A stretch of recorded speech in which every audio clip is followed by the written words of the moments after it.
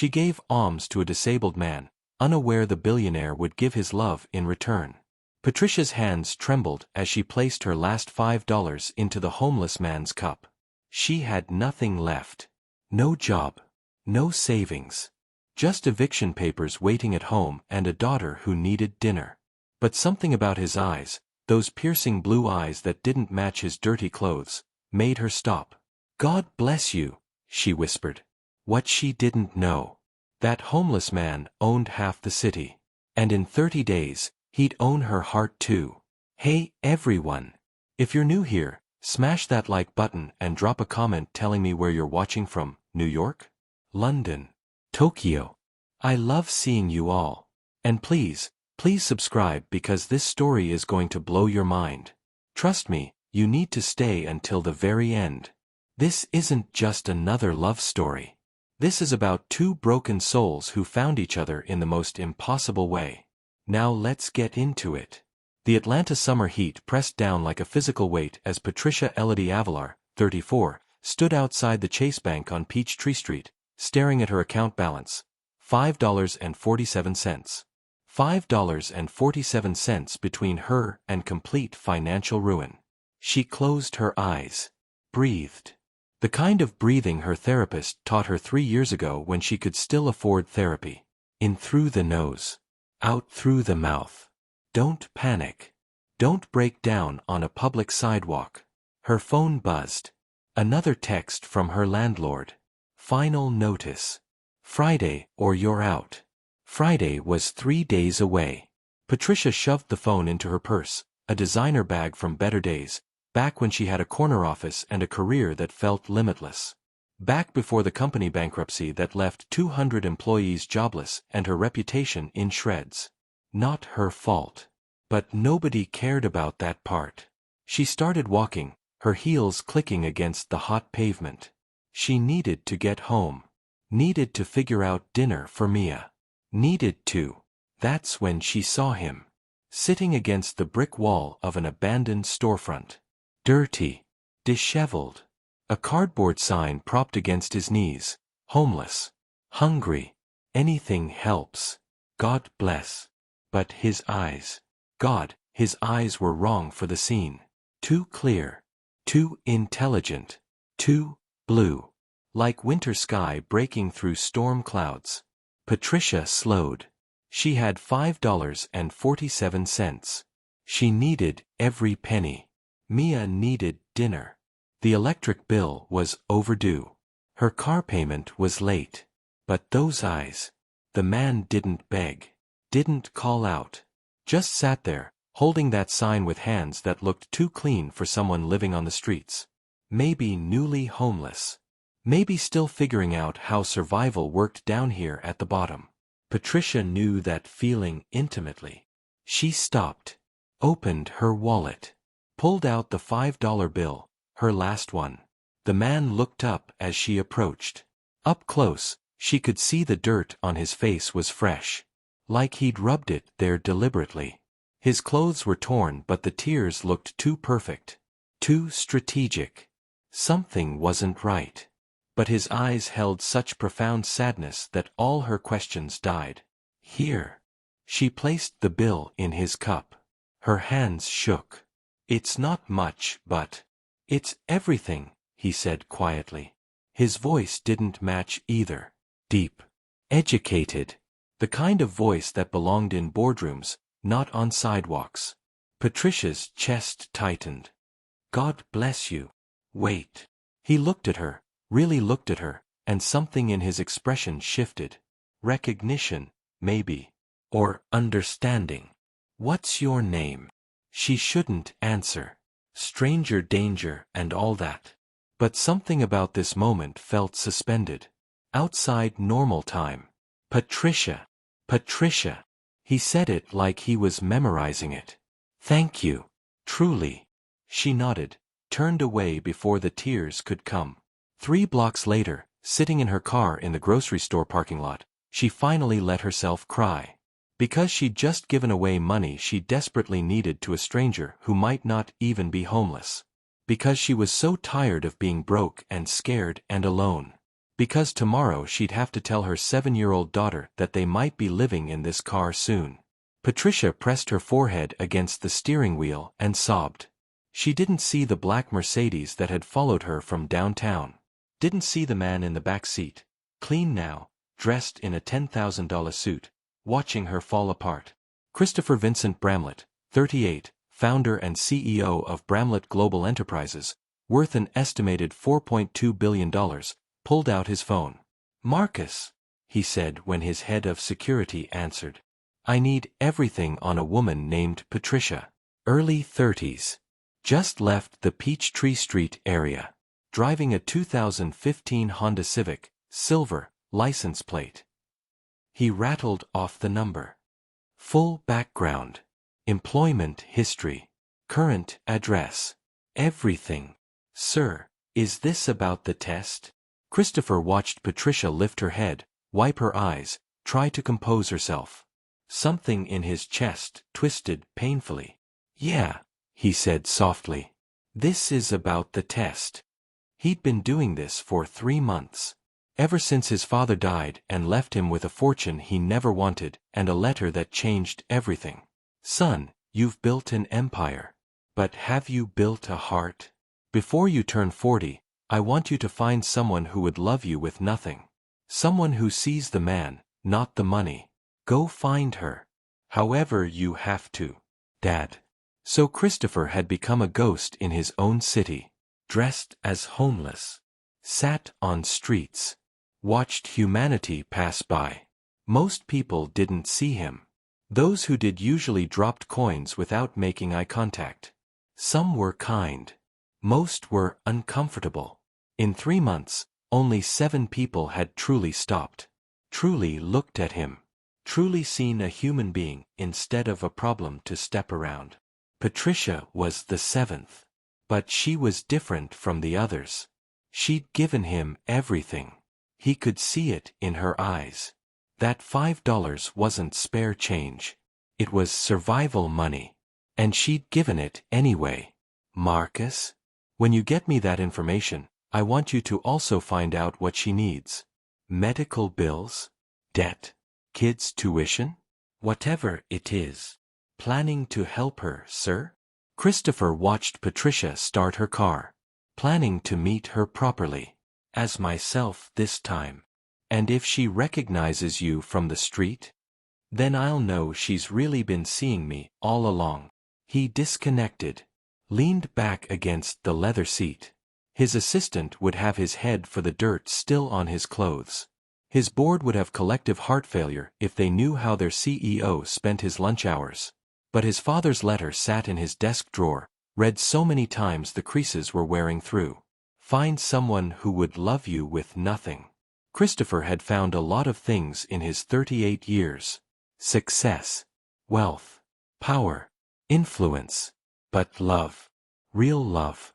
The kind that saw past the billions and the boardrooms and the carefully constructed empire?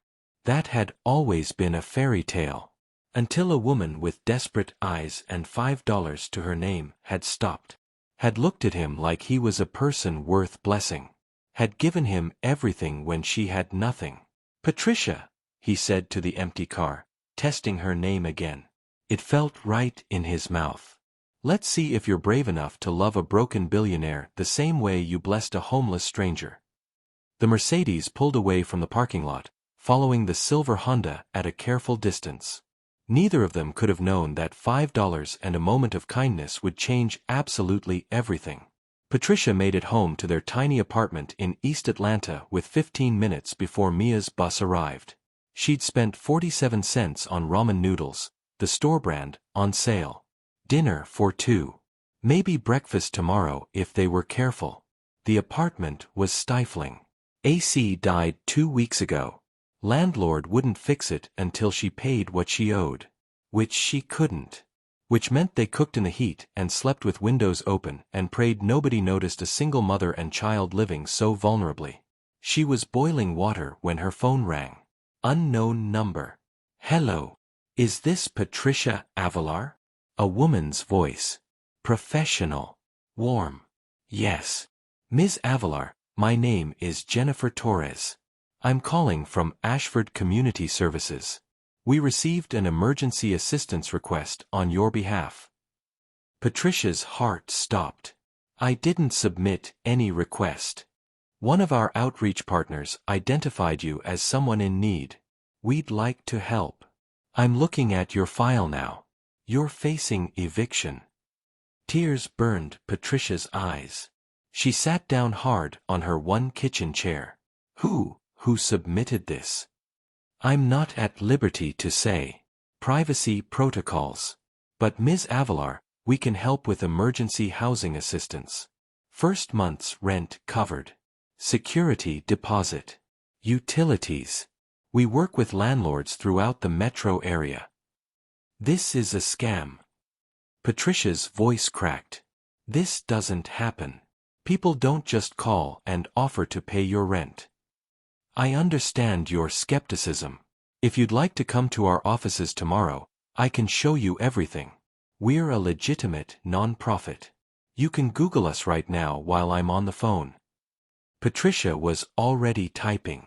Ashford Community Services appeared, a real organization, 25 years in operation, excellent charity ratings, testimonials, photos of families helped. I don't understand, she whispered. Sometimes people are blessed by angels they never see, Jennifer said gently.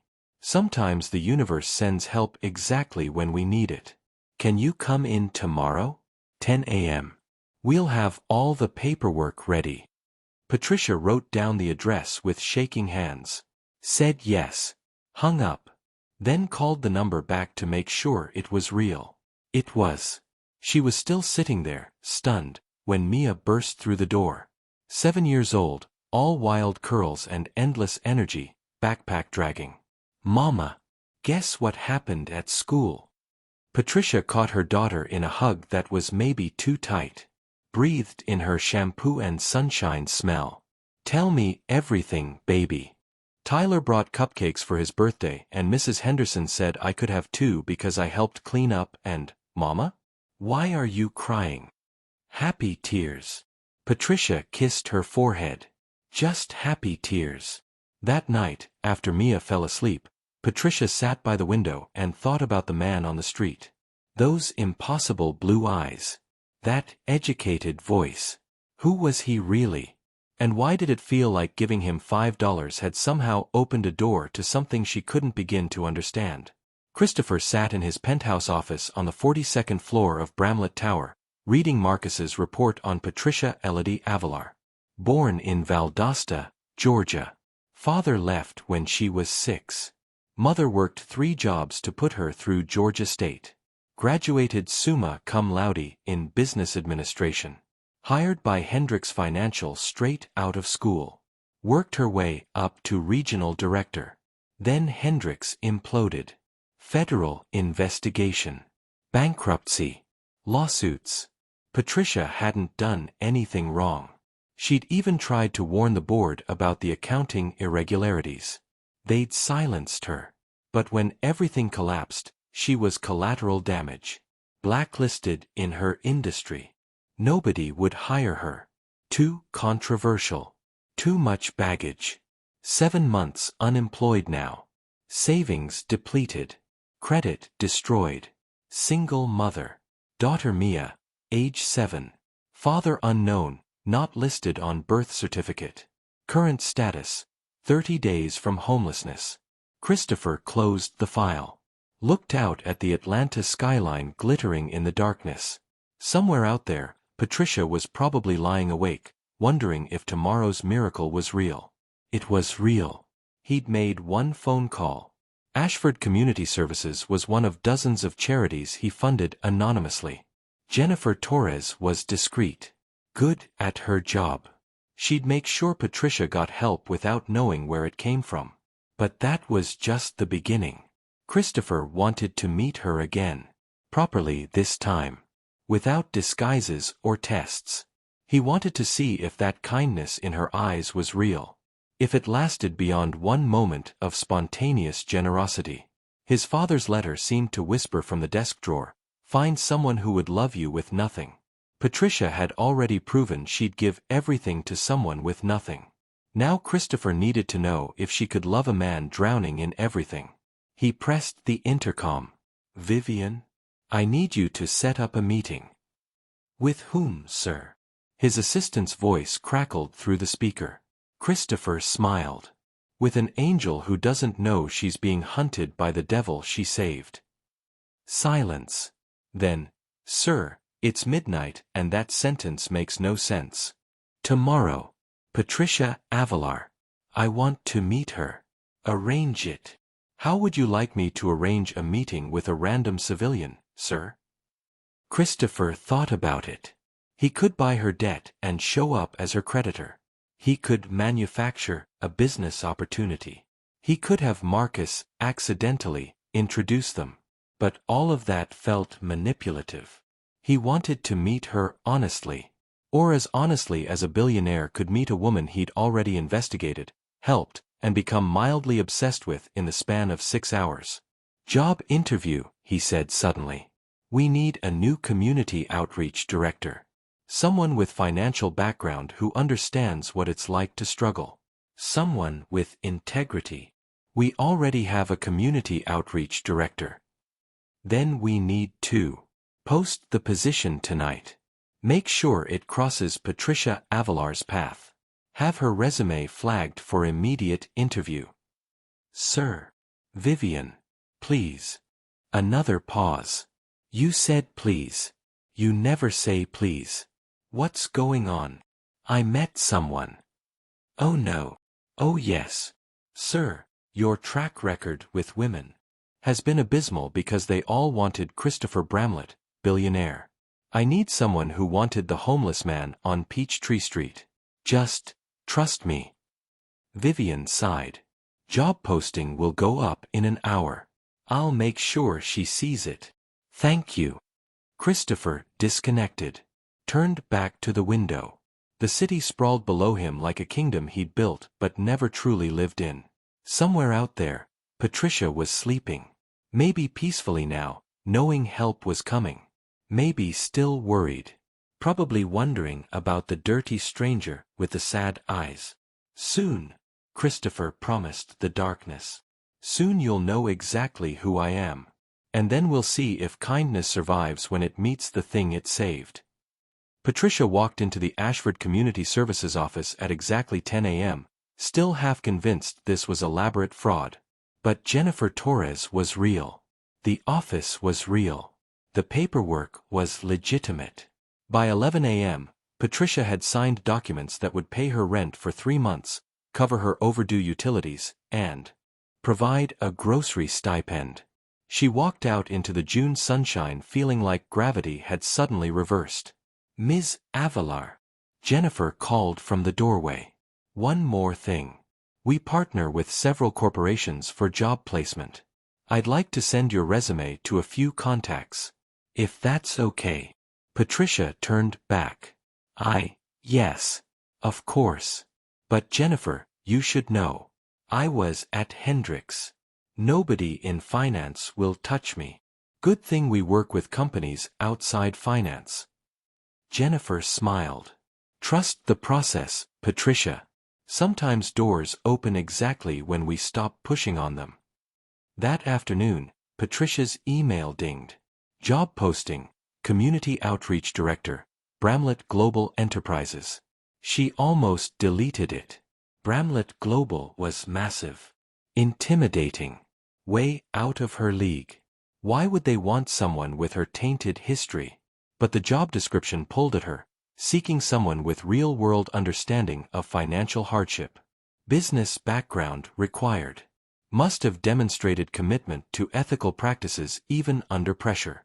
Experience with crisis management preferred. It was like they'd written the posting for her specifically. Patricia updated her resume. Wrote a cover letter that was honest about Hendricks. Explained how she'd tried to warn them. How she'd lost everything for doing the right thing. She hit send before she could talk herself out of it. 3 hours later, her phone rang. Ms. Avelar? This is Vivian Chen, Executive Assistant to Christopher Bramlett. We received your application for the Community Outreach Director position. Mr. Bramlett would like to meet with you. Tomorrow, 2 p.m. Is that possible? Patricia's heart hammered. Yes. Yes, that's possible. Excellent. Bramlett Tower, 42nd floor. Come to the executive reception. I'll have a pass waiting. The call ended before Patricia could ask questions. Like why the CEO himself was interviewing for a mid-level position. Like whether this was real or some kind of mistake. She sat on her newly secure couch in her newly cool apartment and tried to breathe. 2 days ago, she was facing homelessness. Now she had a miracle rent payment and an interview with one of the wealthiest men in Georgia. Patricia thought about the homeless man again. Those blue eyes that seemed to see straight through her. What's your name? Patricia. Thank you. Truly. She wondered where he was now. If he'd found a meal. If he was safe. Wherever you are, she whispered to the empty room. Thank you. Somehow this started with you. I can feel it. She couldn't have known how right she was. Or that tomorrow, she'd walk into an office and come face to face with those same impossible blue eyes. Clean now, powerful now, belonging to the last man she'd ever expected to see again. The man who'd been testing the city to find an angel. And found her instead. Christopher stood at his office window watching the sun rise over Atlanta. He hadn't slept. Couldn't sleep. In 8 hours, Patricia would walk through his door. Would she recognize him? Would those kind eyes turn cold when she realized he'd been playing a role? Would she feel betrayed that the homeless man was actually a billionaire who'd manipulated their meeting? Or would she understand why he'd had to test the city? Had to know that somewhere out there, real kindness still existed? You're pacing. Vivian appeared with coffee. You never pace. I've worked for you for 6 years. Even before the Singapore deal collapsed, you didn't pace. Christopher took the coffee. What if she hates me? For what? Offering her a legitimate job interview. For lying about who I was. Vivian's eyes widened. Wait, you know her? From where? Christopher told her. All of it. The test. The street. Patricia's $5. Her tears in the parking lot. When he finished, Vivian was quiet for a long moment. That's either the most romantic thing I've ever heard, she said finally, or the creepiest. I haven't decided which. Neither have I. Sir, Christopher, you can't build a relationship on deception. I'm not deceiving her. I'm revealing myself. There's a difference. Is there? Christopher turned back to the window. My father's letter said to find someone who'd love me with nothing. Patricia gave everything to someone with nothing. That has to mean something. Or it means she's a kind person who would have helped anyone in that moment. You can't build a fairy tale on one generous impulse. But Christopher was already building it. Already imagining Patricia in his life. Her kindness tempering his cynicism. Her strength matching his. Her daughter's laughter filling the empty penthouse that had never felt like home. Too late, he said. The fairy tale's already written. Now I just need to see if she'll star in it. Vivian sighed. If this explodes, I'm not cleaning up the mess. Deal. At 1:30 p.m., Christopher changed his tie for the 3rd time. Vivian watched from the doorway, barely suppressing a smile. The blue one, she said. Why blue? It matches your eyes. The eyes she's going to recognize. Christopher met her gaze in the mirror. You think she will? Recognize me. I think if she looked at you closely enough to remember your eyes from a 30-second encounter on a street, then yes. She's going to recognize you. Vivian paused. The question is what she'll do about it. At 1:55 p.m., reception called up. Ms. Avelar is here, sir. Christopher's heart did something it hadn't done since he was 17 and asking Sarah Mitchell to prom. It genuinely stuttered. Send her up. He positioned himself at his desk. Tried to look professional. CEO-like. Not like a man whose entire future was riding on the next 10 minutes. The door opened. And there she was. Patricia wore a simple gray dress, professional, inexpensive, dignified. Her hair was pulled back. Minimal makeup. She looked nervous. Beautiful. Real. Their eyes met. Christopher watched awareness dawn in her face. Watched confusion flicker. Then shock. Then something that might have been anger or might have been wonder. "Hello, Patricia," he said quietly. "Please, sit down." She didn't move. Just stood there, staring at him like he was a ghost. "You," she whispered. "Me. You were homeless." Christopher finished gently. "No, I wasn't. But I needed to know who in this city still saw human beings instead of problems. Who still stopped. Who still gave." Patricia's hands clenched into fists. "So it was a test." "Yes. You have billions of dollars and you pretended to be desperate to test people's, what? Morality. Kindness. How we measure up to your standards." Her voice rose with each word. Christopher let her be angry. She'd earned it. "I pretended to be desperate because I am desperate," he said. "Just not for money." That stopped her. "What?" Christopher stood. Moved around the desk but kept his distance. "My father died 6 months ago. Left me a letter. Told me I'd built an empire but forgot to build a heart. Told me to find someone who could love me with nothing before I turned 40. I have 18 months. Patricia laughed, but it wasn't a happy sound. "So you're looking for a wife? And you thought, what? That I'd be so grateful for a job that I'd—" "No." Christopher cut her off firmly. "No. The job is real. You're qualified. We need someone with your experience and your ethics. What happened at Hendrix? Patricia, you tried to do the right thing and got crucified for it. That's exactly the person I need running community outreach. I don't want your pity job." "It's not pity. It's respect." He held her gaze. "You gave me $5 when you had nothing. Do you know how rare that is? In 3 months of sitting on that street, 7 people stopped. 7. Out of thousands. And you were the only one who gave real sacrifice." Patricia's eyes were wet. "That money was for my daughter's dinner." "I know. We had ramen that night." "I know that too." She laughed again, and this time it cracked. "Of course you know. You probably had me investigated. Know everything about my failed career and my empty bank account and my—" "I know you're brave," Christopher interrupted. "I know you're honest. I know you see people, really see them, even when you're drowning yourself. I know you're the kind of person who gives everything even when they have nothing. And yes, I want to offer you a job. But more than that." He stopped. This was it. The moment that would either open something beautiful or destroy it before it could begin. "More than that," he continued quietly. "I want to know you. The real you. Not the desperate woman who helped a stranger. Not the broken executive who got scapegoated.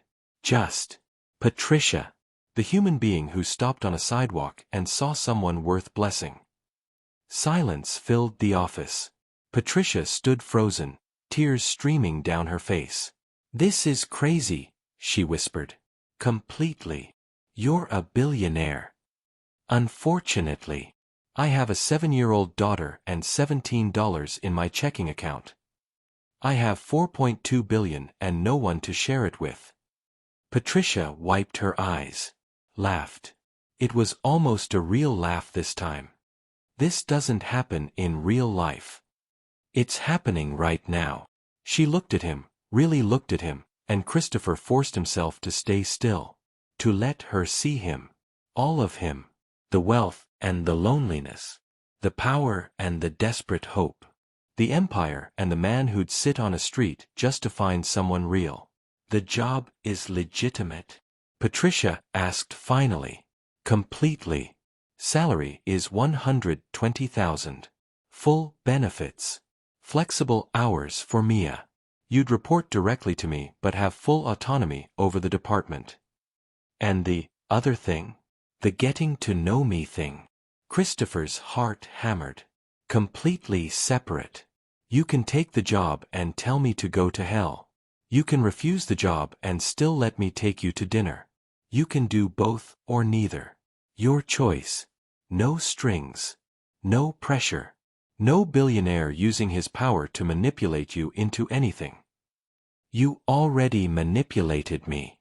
The homeless thing was manipulation. You're right. It was.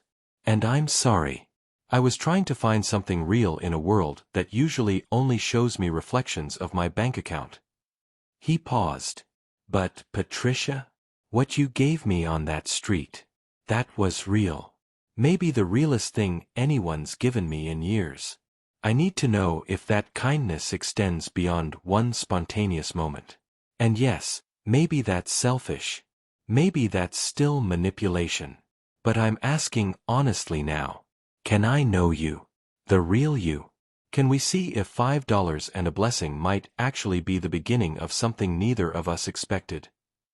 Patricia stood there for what felt like forever. Then she did something Christopher didn't expect. She laughed. Really laughed. Deep and genuine and full of something that sounded almost like joy. My life is insane, she said. 2 days ago I was getting evicted. Now I'm in a billionaire's office being offered a 6-figure job and possibly asked out by the homeless man I gave my last $5 to, who is actually not homeless, who is actually one of the richest men in Georgia. She shook her head. This is either the best thing that's ever happened to me or the biggest mistake I'll ever make. Could be both, Christopher admitted. Yeah. Patricia met his eyes. Those impossible blue eyes that had haunted her for 2 days. Yeah, it could be. So. She took a breath. I'll take the job. On a trial basis. 3 months. If it doesn't work out, I walk with a good reference and we part as friends. Agreed. And the dinner thing. Christopher waited. His entire future balanced on whatever came next. 1 dinner, Patricia said. That's all I'm promising. 1 dinner where you explain why a billionaire pretends to be homeless and what you're really looking for. And I decide if any of this is real or if I'm about to become some rich man's charity project. I can live with that. Christopher let himself smile. When? Saturday. 7 p.m. Somewhere that's not insanely expensive because I need to know you can exist outside the billion-dollar bubble. I'll pick the place. Good. Patricia moved toward the door, then stopped. Turned back. Christopher. Yeah. Those eyes. On the street.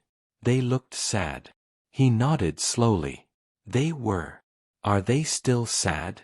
Christopher looked at her, this woman who'd given everything and demanded nothing, who stood in his office refusing to be dazzled by his wealth, who saw him the same way she'd seen him on that sidewalk, and felt something shift in his chest. Getting less sad by the minute, he said honestly. Patricia smiled. It was small, uncertain, but real. Good, she said. See you Monday for work. And Saturday for whatever this is. Then she was gone. Christopher stood alone in his office, listening to her footsteps fade down the hall. Vivian appeared in the doorway. Well, she said yes. To the job or the date? Both. Kind of. Maybe. Christopher ran his hands through his hair. Vivian, I think I'm in trouble. You think? She's not impressed by the money. Good. She called me out for the manipulation. Even better. She's giving me 1 dinner to prove I'm not using her as a charity project. Vivian grinned. Best thing I've heard all day. Sir, Christopher, if she's not impressed by the billions, not falling all over herself to please you, and demanding you prove you're real, then maybe your father was right. Maybe she's the one who can love you with nothing. Christopher thought about Patricia's tears in the parking lot. Her $5 in his cup. Her fierce independence in his office. She already did, he said quietly. On that sidewalk. She already loved someone with nothing. Now I have to prove I'm worth loving when I have everything. Think you can do it? Christopher smiled. I'm a billionaire who built an empire from scratch. I think I can manage to convince one woman I'm worthy of her kindness. Confidence. Good. You'll need it. Because, Christopher, she's not going to make this easy. I know. And if you mess this up, you lose more than a potential girlfriend. You lose the best outreach director you've ever met. I know that too. Vivian headed for the door, then paused. For what it's worth. I like her already. Anyone who gives their last $5 to a stranger and then tells off a billionaire in his own office? She's got steel in her spine. And you need someone with steel. When Vivian left, Christopher returned to his window. The city sprawled below, and somewhere out there, Patricia was probably calling her best friend or her mother, trying to process the insanity of the last hour. He pulled out his phone. Sent a text to Marcus. Stop the surveillance on Patricia Avelar. No more investigations. No more intel. If I'm going to know her, I'm going to know her honestly. Marcus responded immediately. You sure about that, sir? Christopher thought about those $5. About the woman who'd blessed a stranger when she had nothing left to give. Yeah, he typed back. I'm sure. Time to find out if I can earn what she already gave me for free. He pocketed the phone. Started planning Saturday's dinner. Somewhere real. Somewhere human. Somewhere a woman who'd faced eviction 2 days ago could relax without feeling like she was drowning in wealth she didn't understand. Somewhere he could be Christopher. Not the billionaire. Not the CEO. Just the man who'd sat on a sidewalk hoping someone would see him. And Patricia had. Now he had to prove she'd been right to stop. The story continues with Saturday's dinner, Patricia's first day at work, the growing connection between two people from impossibly different worlds, and the moment when everything they're building gets tested by the truth Christopher still hasn't told her. That he arranged everything, the charity, the job, the coincidence that brought them together. Can love built on one authentic moment survive when the foundation gets shaken? Stay tuned for Act 2, where Christopher and Patricia navigate the impossible space between wealth and want, between testing and trusting, between the man who had nothing and the man who has everything. Saturday arrived wrapped in thick Georgia humidity and Patricia's escalating panic. She stood in front of her closet, if you could call 6 hangers and a plastic storage bin a closet, trying to figure out what a woman wore to dinner with a billionaire who'd pretended to be homeless to test humanity's kindness. The blue one, Mama. Mia bounced on the bed, ponytail bobbing. The pretty blue one Grandma gave you. Patricia pulled out the dress. Navy blue, simple cut, 3 years old but still decent. Her mother had sent it for her birthday back when Patricia still had a career and invitations to company dinners. You think? Patricia held it up. You look like a princess in that one. Baby, I'm not trying to look like a princess. Why not? He's rich like a prince, right? Out of the mouths of 7-year-olds. Patricia sat on the bed, pulling Mia into her lap. Sweetie, tonight is just dinner. Just 2 adults talking. It doesn't mean anything big is happening. But you like him.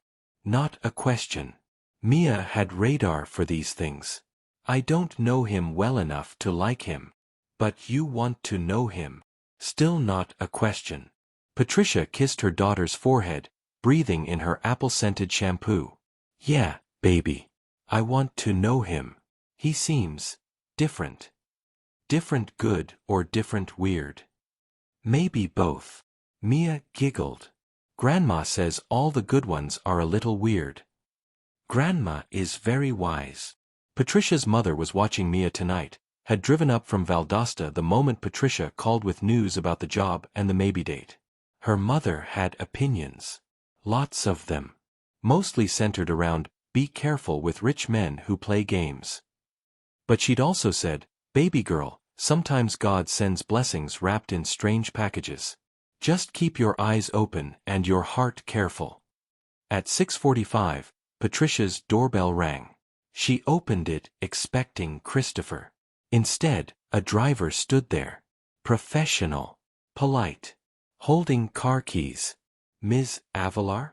Mr. Bramlett asked me to pick you up. He's already at the restaurant. Patricia blinked. He sent a driver? Yes, ma'am. He thought you might be more comfortable if the first time you saw him tonight was at dinner, not in a car. Less pressure. Something in Patricia's chest loosened. That was thoughtful. Weirdly thoughtful. Okay. Let me grab my purse. She kissed Mia goodbye, hugged her mother, and followed the driver to a Mercedes that probably cost more than Patricia's entire college education. The restaurant was in Virginia Highland.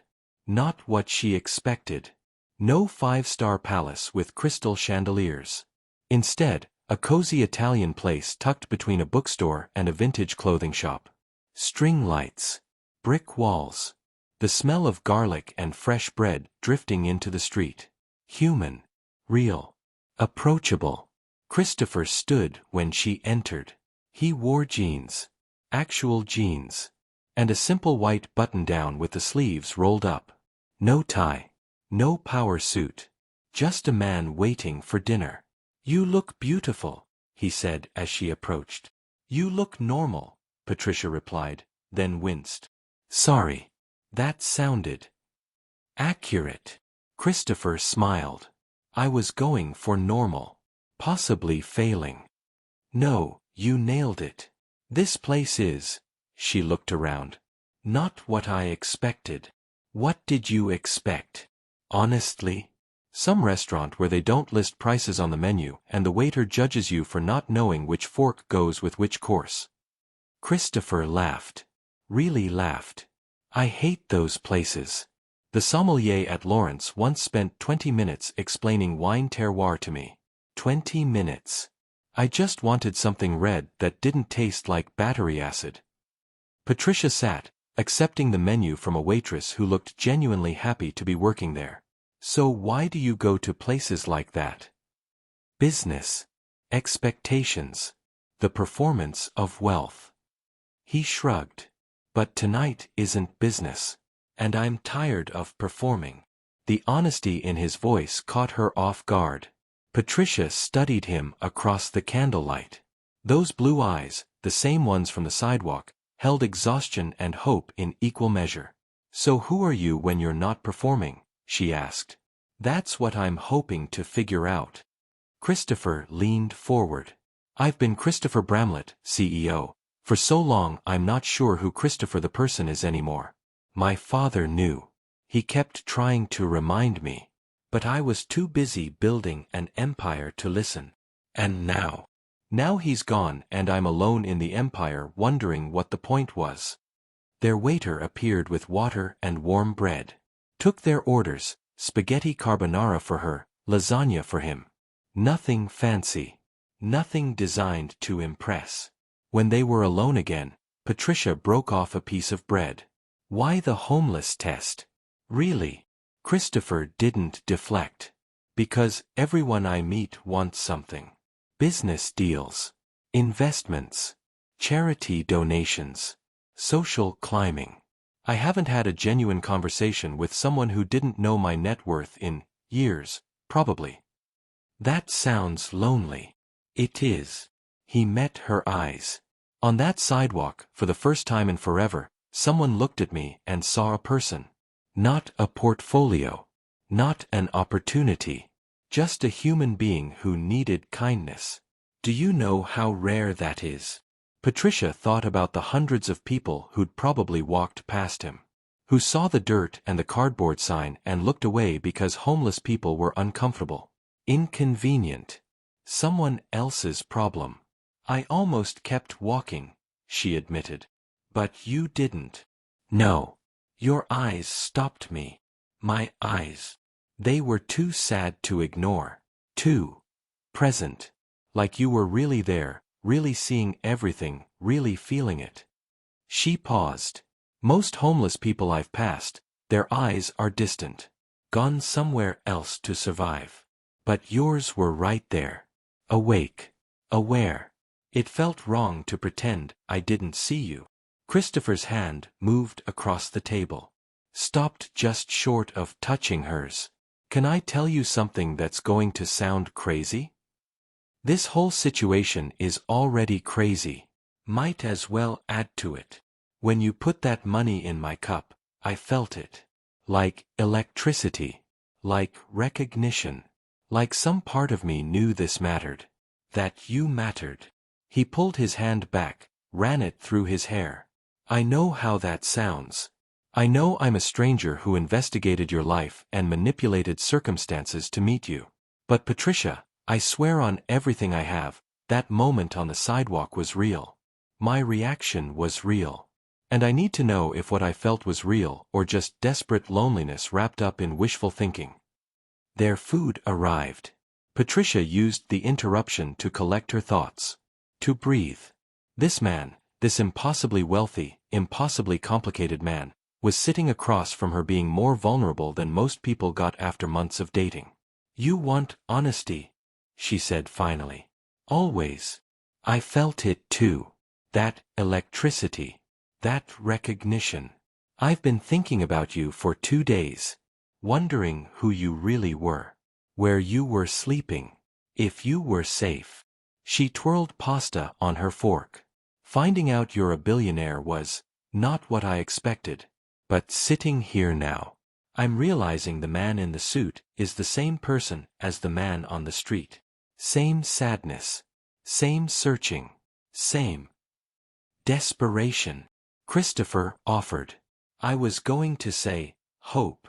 Like you're hoping really hard that something real still exists in the world. Yeah. His voice was rough. Yeah, that's exactly it. They ate in silence for a moment. Comfortable silence.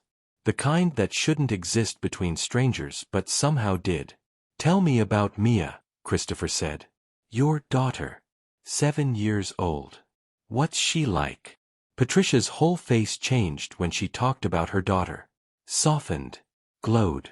Christopher watched her describe Mia's love of dinosaurs and chapter books, her terrible jokes, her absolute certainty that she'd be a paleontologist astronaut veterinarian when she grew up.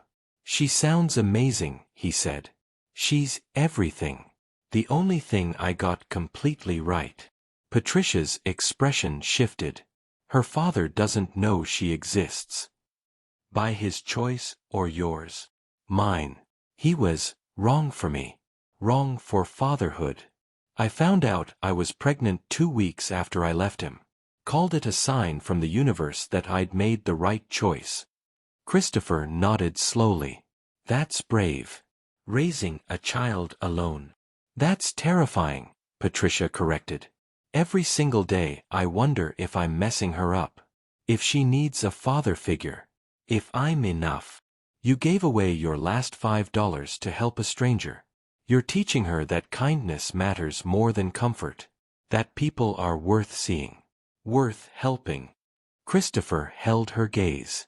You're more than enough, Patricia. Her eyes filled. She looked away, blinking hard. Stop being so perceptive. It's unsettling. Sorry. Hazard of sitting on sidewalks observing humanity for 3 months. You learned to read people. What did you read about me? On the sidewalk. Christopher considered. I read exhaustion. Fear. Desperation hanging on by threads. But also. He paused. Also this core of steel. This refusal to let the world make you hard. You were drowning but you still stopped to throw someone else a life preserver. That's not just kindness, Patricia. That's heroic. I'm not a hero. I'm just trying to survive. Heroes usually are. Their waiter cleared plates. Offered dessert. They both declined. Neither wanted this evening to end, but both knew it had to. Outside, Christopher walked Patricia to the car. The driver waited discreetly at a distance. I had a good time tonight, Patricia said. Surprised. Honestly? Yes. I expected you to be more. Billionaire-ish. Christopher laughed. Billionaire-ish. You know. Arrogant. Condescending.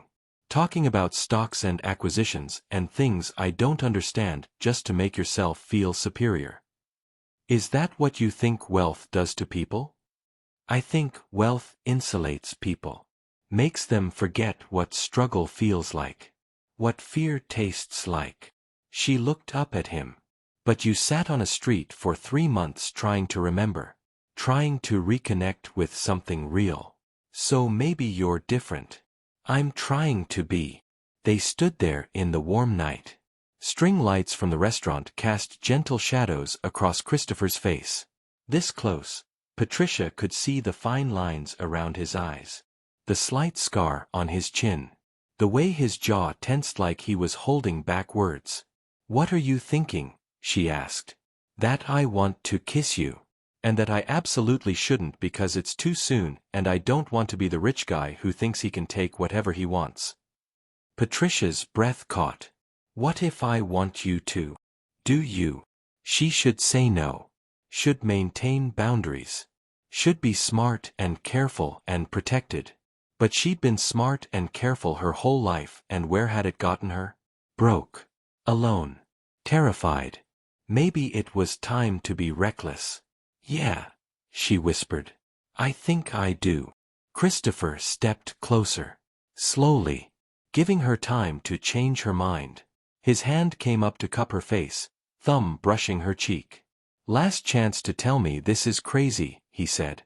It is crazy. And I'm tired of being sane. He kissed her. Soft at first. Testing. Then deeper when she leaned into him. His other hand found her waist, pulling her close. Patricia's hands fisted in his shirt, anchoring herself against the dizziness sweeping through her. The kiss tasted like wine and possibility. Like risk and reward tangled together. Like every romance novel promise she'd stopped believing in years ago. When they broke apart, both breathing hard, Christopher rested his forehead against hers. I'm in trouble, he said. Why? Because that felt like coming home. Patricia's heart hammered. Christopher. I know. Too much. Too fast. I'm sorry. He pulled back, met her eyes. I haven't felt this alive in years. Maybe ever. And it scares the hell out of me. Me too. Good scared or bad scared? Patricia thought about it. Really thought. I don't know yet. Ask me after Monday. Monday. First day of work. When I see if you're as good a boss as you are a kisser. Christopher laughed, the tension breaking. I'll try not to disappoint. The driver pulled up. Christopher opened the door for her. Before she got in, she turned back. Thank you for tonight. For being real. For not trying to dazzle me with money. Thank you for giving me a chance. For seeing past the manipulation to the man underneath. Christopher. Patricia hesitated. That sadness in your eyes. Is it getting better? He smiled. Really smiled. Yeah, it's getting better. Patricia rode home with her fingers pressed to her lips, feeling the ghost of his kiss, wondering if she'd just made the best decision of her life or the biggest mistake. Her mother was waiting when she got home, tea already brewing. So, Mama demanded. Patricia collapsed on the couch. I kissed him. Already? Baby girl. I know, Mama. I know it's fast. I know he's rich and complicated, and this whole thing is probably going to explode in my face. But, Mama. She looked up. It felt right. For the first time since Hendrix imploded, something felt absolutely right. Her mother studied her. Then nodded slowly. Just be careful. Rich men can be kind when they want something. The question is what happens when they get it. He doesn't want me like that. Not just that. He wants, I don't know, something real. Something that sees him instead of his bank account. And you think you can do that? See past $4 billion. Patricia thought about the man on the sidewalk. The sadness in those blue eyes. The vulnerability across the dinner table. The way he kissed her like she was precious. Breakable. Worth protecting.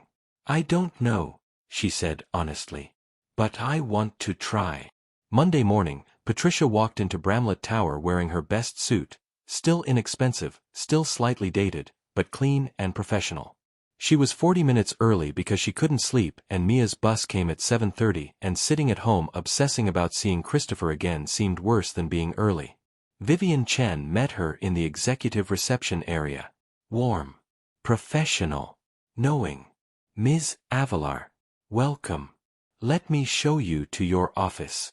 Patricia followed her down a hallway lined with glass-walled conference rooms and tasteful art. Ms. Chen. Vivian, please. Vivian. I want you to know I earned this position. I'm qualified. I'm not here because Christopher kissed you Saturday night? Vivian's smile was kind. Patricia, I've worked for him for 6 years. I've seen him date models, actresses, socialites. Never seen him nervous. Never seen him pace. Never heard him say, please, when asking for a favor. She stopped at a door. You terrify him. In the best possible way. And yes, he arranged the interview. But he wouldn't have offered you the job if you weren't perfect for it. She opened the door. Patricia stepped into an office that took her breath away. Not huge. Not ostentatious. But perfect. Windows overlooking Atlanta. A desk that was actually ergonomic. Shelves waiting to be filled. A coffee maker in the corner. There's a full orientation packet on your desk, Vivian said. Team introductions at 10. Lunch with department heads at noon. And Christopher wants to see you at 2. Just a check-in. See how your first morning is going. Patricia turned. Is he always this attentive with new hires? No. Vivian's expression softened. But you're not just a new hire, are you? After Vivian left, Patricia sat at her desk, and tried to process everything. 4 days ago, facing eviction. Today, corner office in one of Atlanta's premier buildings. It was too much. Too fast. Too impossible. Her phone buzzed. Text from Christopher. Breathe. You belong there. See. She replied, how did you know I was panicking? Because I'm panicking too. Why are you panicking? This is your building. Because you're in it now. Changes everything. Also, I can't stop thinking about Saturday. Patricia's stomach flipped. We should probably maintain professional boundaries at work. Probably. Are we going to? I'm going to try really hard. Let me know how that works out for you. She was smiling when her new team started arriving.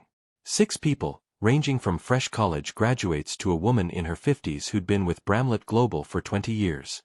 They were welcoming, curious, professional. If they knew about Saturday night, they didn't show it. The morning flew by in orientation sessions and policy reviews and budget discussions. Patricia fell into the work easily. This was what she was good at. Strategy. Organization. Understanding how to connect corporate resources with community needs. By noon, she'd already identified 3 programs that could be streamlined and 2 opportunities for expansion. At lunch with department heads, the CFO asked about her Hendricks experience. Patricia tensed. Here it came. The judgment. The suspicion. I tried to warn them about accounting irregularities, she said carefully. They didn't want to hear it. When everything collapsed, I was collateral damage. So you were a whistleblower? The CFO, Marcus Chen, no relation to Vivian, nodded approvingly. We need people who put ethics over politics. Welcome aboard. Just like that. No interrogation. No doubt.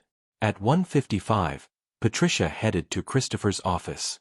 Vivian waved her through with an encouraging smile. Christopher stood at his window, hands in pockets, looking out at the city. He turned when she entered. "Hey," he said. "Hey." The air between them felt charged. Electric. Like Saturday night had opened something neither of them knew how to close. "How was your morning?" Christopher asked. "Good. Really good. Your team is great. The budget is solid. I already have ideas." She stopped. "Sorry.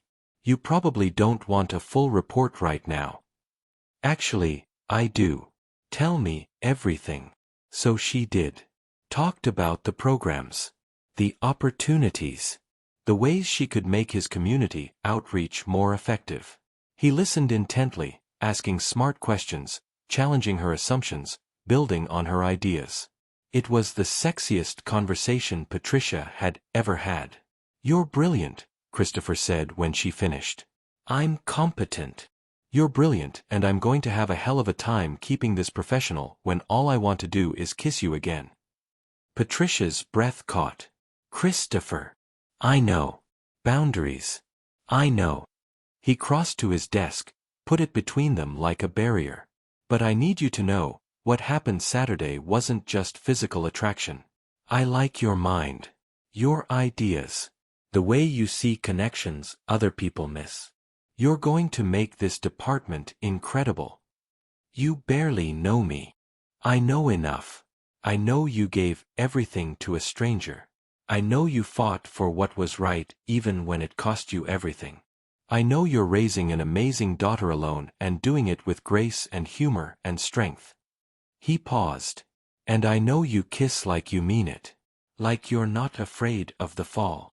"I'm terrified of the fall." "Me too."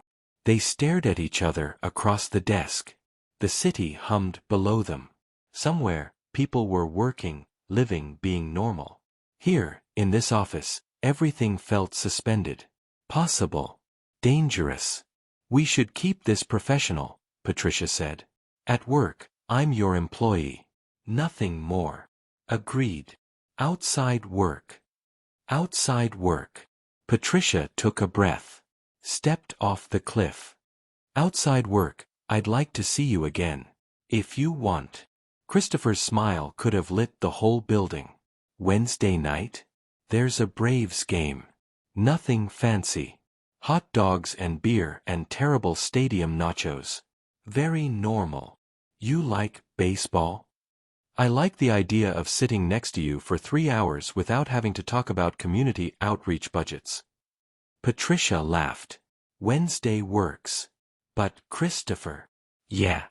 I need to tell Mia about this. About us. About whatever this is. She's 7, but she's perceptive. She'll figure it out anyway. I'd rather she hear it from me."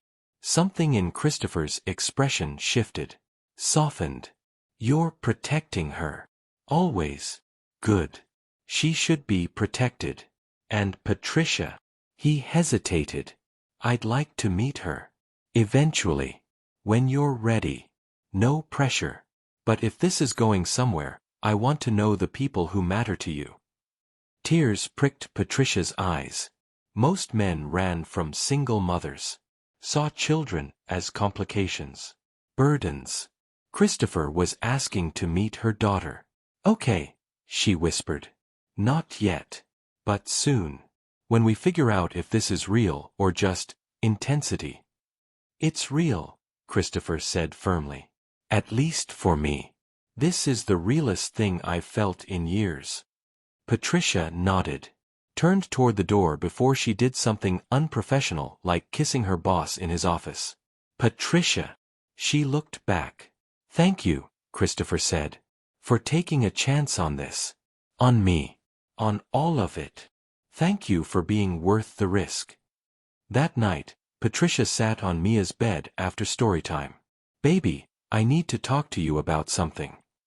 Mia sat up, instantly alert. "Are we moving? Did the money lady help us?" "We're staying in our apartment, sweetie.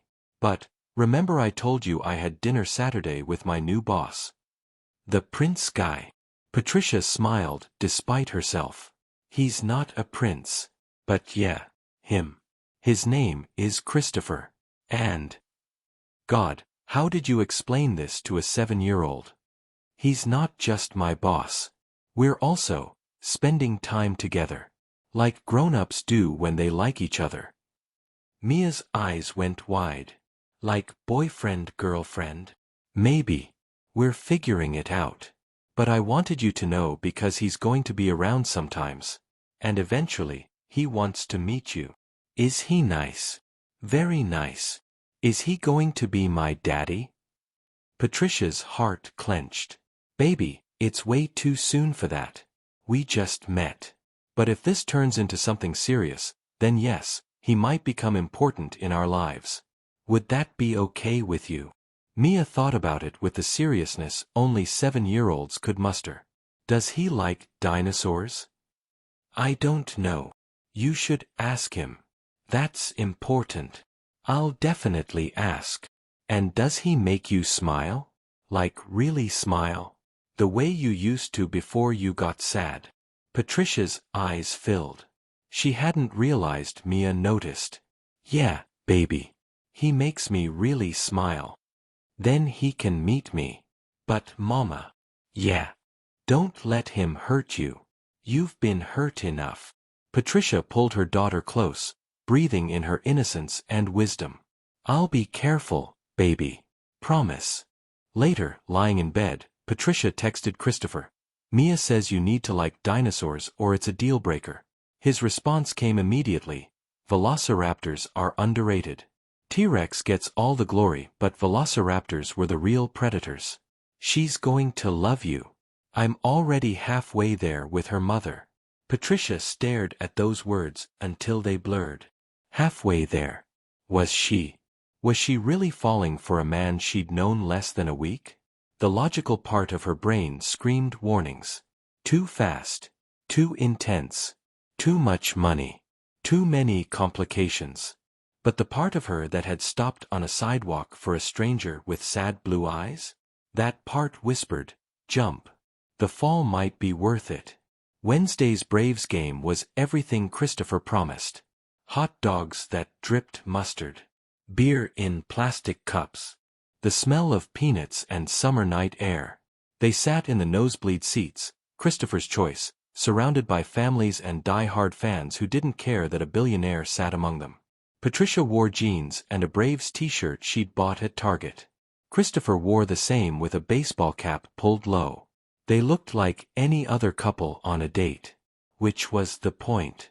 This is nice, Patricia said during the 7th inning stretch. Normal. Define normal.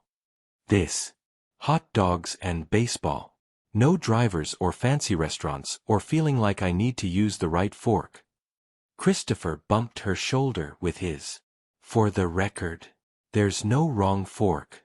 Cutlery hierarchy is a construct designed to make people feel inadequate. Says the man who probably had etiquette lessons. I did. They were torture. My instructor was a 70-year-old woman named Marguerite, who rapped my knuckles with a ruler when I used the salad fork for the entree. Patricia laughed. That's child abuse. That's old money. Different rules. He caught her hand, threaded their fingers together. But I don't want those rules with you. I want this. Baseball and terrible nachos and sitting so high up we can barely see the players. Why? Because up here, you're smiling. Really smiling. And it's the most beautiful thing I've seen all week. Patricia's heart did that dangerous flipping thing again. You're very good at this. At what? Saying exactly the right thing. Making me feel like I'm special instead of just convenient. Christopher turned to face her fully. Around them, the game continued. The Braves were up by 3. Nobody paid attention to the couple having an intense conversation in section 437. Patricia. Look at me. She did. You are special. You stopped when nobody else did. You saw me when I was invisible. You gave everything when you had nothing. That's not convenient. That's extraordinary. And if I'm good at saying the right things, it's because everything I feel about you demands to be said. Christopher. He kissed her. Right there in the stadium, with 40,000 people around them. Kissed her like she was air and he'd been drowning. When they broke apart, Patricia was breathless. So much for taking things slow, she managed. Yeah. I'm failing spectacularly at that. They stayed until the game ended. Braves won 7-4. Walked to Christopher's car. He'd driven himself tonight, insisted on it. A Tesla because of course it was, but at least he drove it himself. Can I take you home? He asked. I should say no. But I don't want to. He drove carefully through Atlanta traffic. Asked about her day at work. Told her about a board meeting that ran 3 hours longer than scheduled. Normal conversation. Easy. Comfortable. Too comfortable. At her apartment building, Christopher walked her to the door. I had a great time tonight, Patricia said. Me too. Christopher, I need to ask you something. Anything. Why me? Really? You could have anyone. Models. Socialites. Women without baggage and debt and complicated lives. Why me? Christopher was quiet for a long moment. You want the truth? Always. Because everyone else sees Christopher Bramlett, billionaire. You saw a homeless man and stopped anyway. Because wealth attracts people who want wealth. Poverty reveals people who have hearts. You have a heart, Patricia. A real one. A kind one. A brave one. He cupped her face. I don't want someone who loves my bank account. I want someone who loved me when I had nothing. Even if just for 30 seconds on a sidewalk. That's a lot of pressure to put on one moment. That moment told me everything I needed to know. Patricia pulled back slightly. But what if I'm not that person? What if that was just one good moment in an otherwise selfish life? Then the last 2 weeks have been an elaborate act. Your work. Your kindness to your team. The way you talk about your daughter. The way you kiss me like you're afraid but doing it anyway. He smiled. You're that person, Patricia. Every day. In every way. She wanted to believe him. God, she wanted to believe him. But a small voice whispered, he investigated you. Arranged your charity help. Manipulated circumstances to meet you. How much of this is real and how much is a billionaire playing puppeteer? What are you thinking? Christopher asked. Patricia chose honesty. I'm thinking that 2 weeks ago I was facing eviction. Today I have a 6-figure job and a billionaire at my door. It feels like a fairy tale. And fairy tales don't happen to broke single mothers from Valdosta. Why not? Because they just don't. What if they do? What if sometimes the universe sends exactly what you need exactly when you need it? Or what if rich men play games with desperate women and I'm too broke and grateful to see the manipulation? The words hung between them. Harsh. Honest. Necessary. Christopher's expression didn't change. Is that what you think this is? Manipulation. I don't know what this is. Then let me tell you. He stepped closer.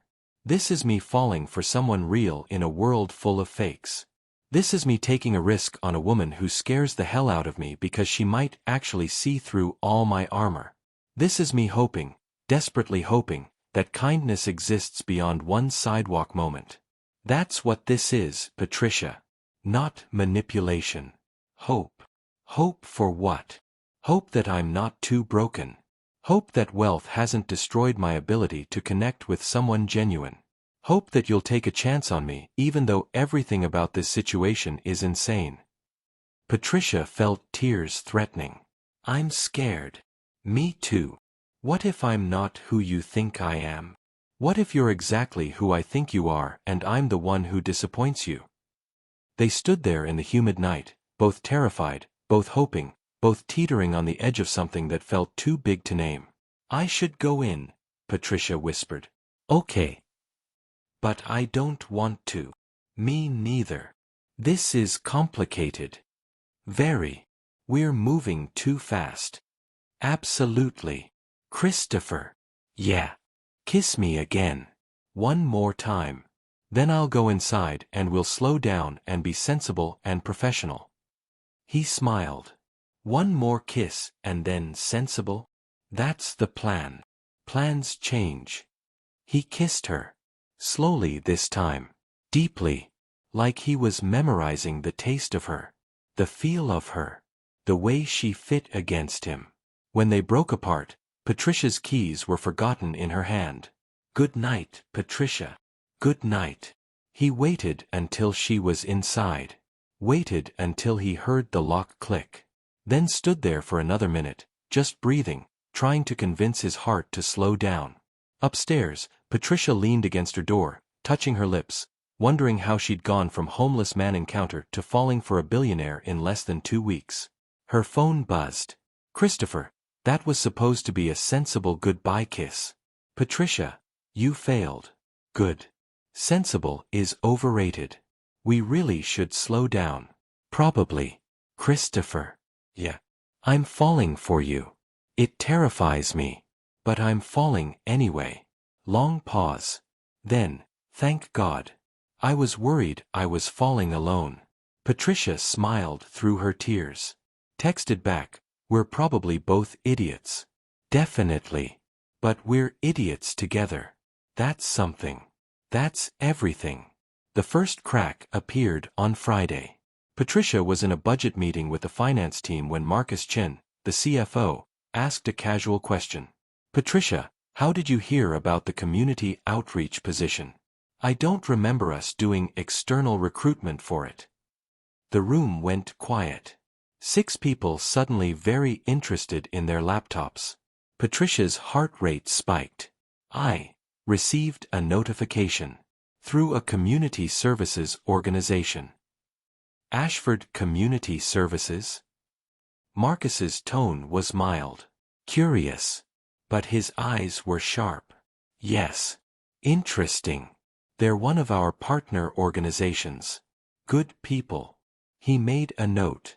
Just updating our recruitment tracking. Making sure we're documenting our outreach properly. The meeting continued.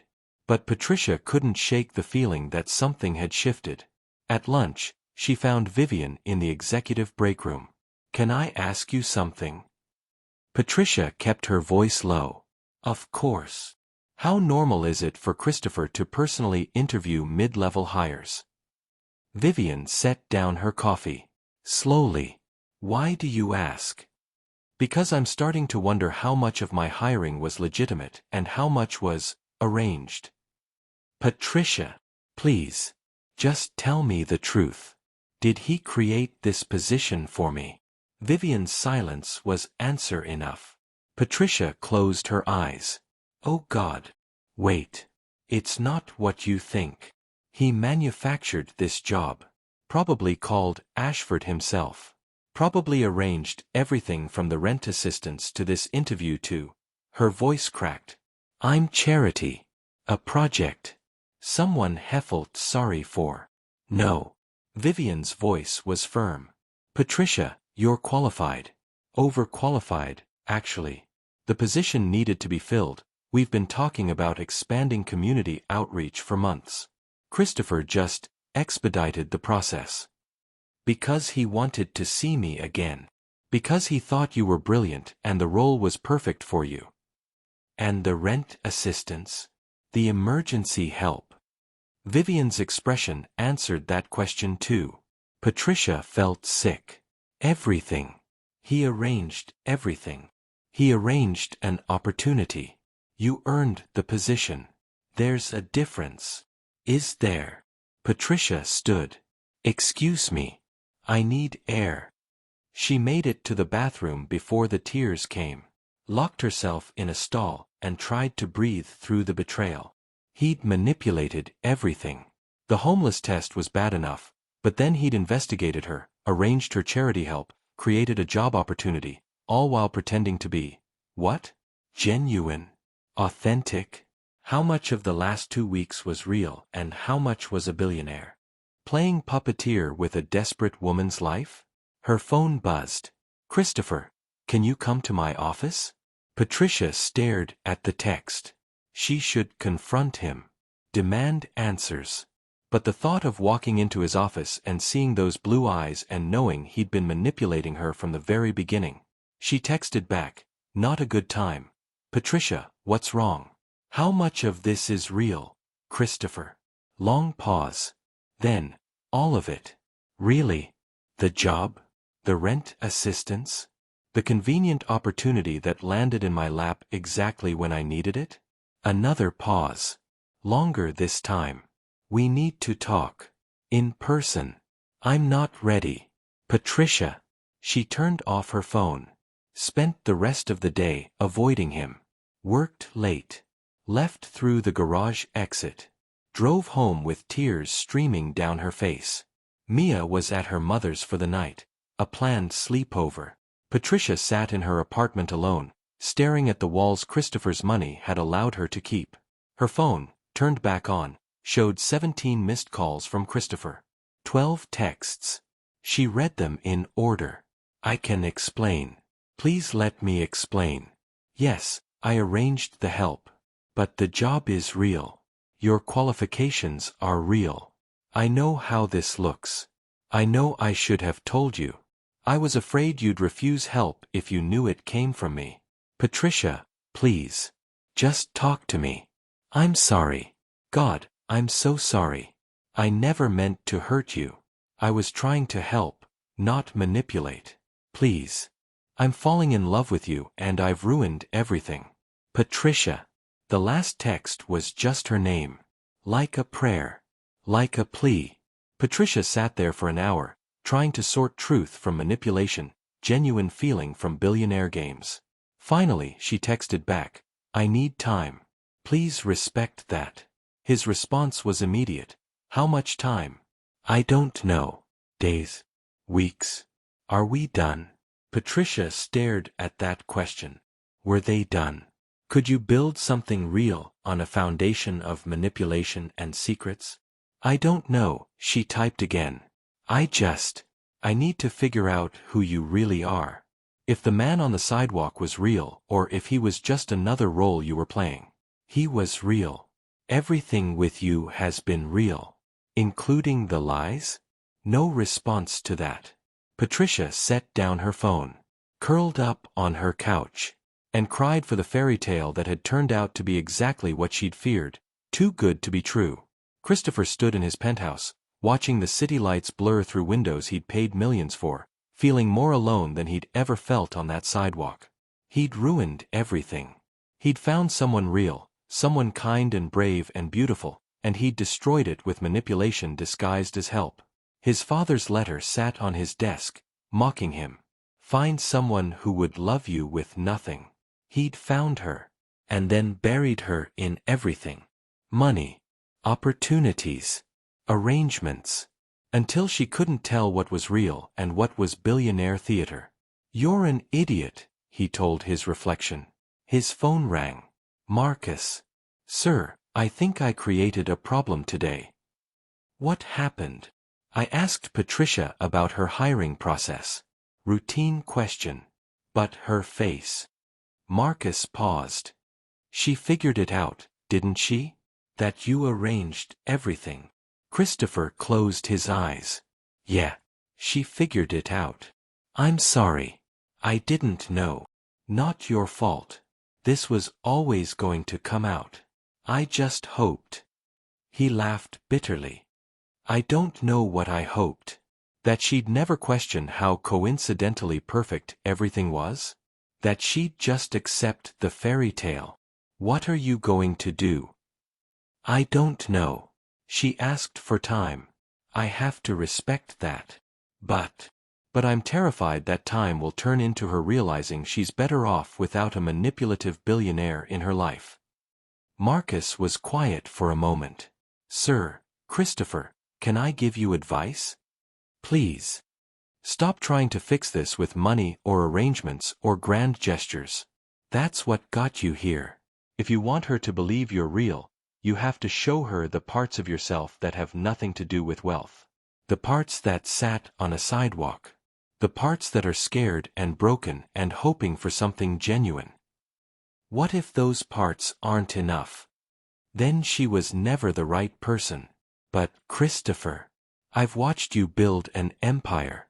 You don't give up when things get hard. Don't give up on her. After Marcus hung up, Christopher sat in the dark of his penthouse and made a decision. No more manipulation. No more arrangements. No more using wealth to orchestrate outcomes. If Patricia was going to love him, really love him, it had to be because of who he was, not what he could provide.